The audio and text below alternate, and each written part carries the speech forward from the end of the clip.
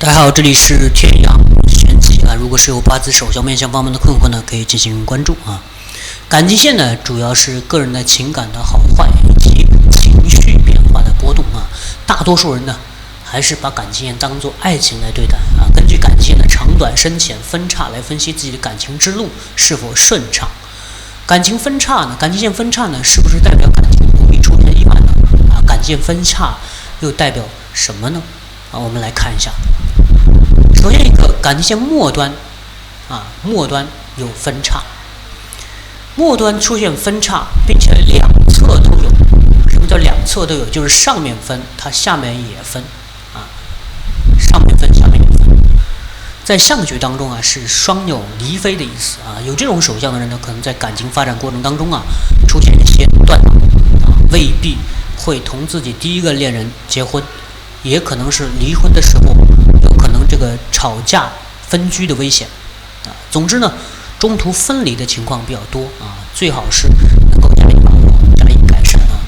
那么感情线末端分叉像扫把一样啊，就是跟这个扫把一样，尾端的分叉很多啊，跟胡须一样非常的多啊，而且延伸到中指跟无名指之间，表示啊会出现一段时间混乱不堪的这种感情纠葛。比如说三角恋啊，或者第一时间出现这种二线情人之类的啊，那么这种手相呢是比较多情敏感啊，有的时候会比较任性啊，必须尽快的决定自己想要的是什么。恋爱当中要注意伴侣想要什么，双方的这个目标啊要这个弄清楚啊。感情末端的分叉三叉为一线啊，也就是感情线往上延伸比较长，在尾部出现三叉。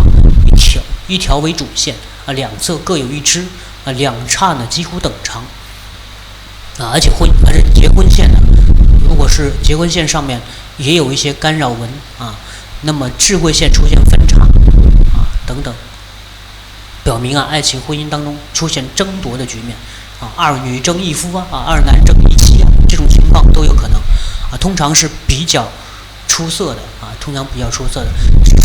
抢回来的爱情不一定相守到老啊，就是这个你抢的肯定是代表你比较出色啊。